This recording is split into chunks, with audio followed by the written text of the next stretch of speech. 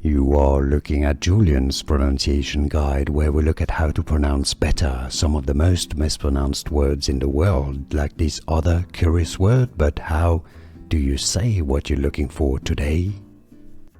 Let's learn how to pronounce this name, a girl's feminine given name of Arabic origin. If you want to learn more correct pronunciations of Arabic names, confusing names, stay tuned. It means beautiful.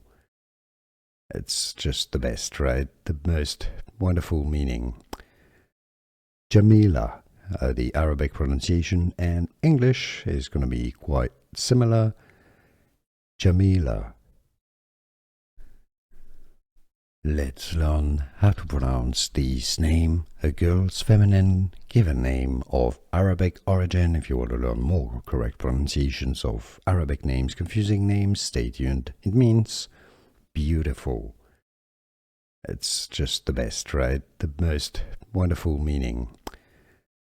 Jamila, the Arabic pronunciation, and English is going to be quite similar. Jamila. Here are more videos on how to pronounce more confusing words and names too many mispronounced. Like this video if you found it useful. I appreciate your support. I'll see you soon and thanks for watching.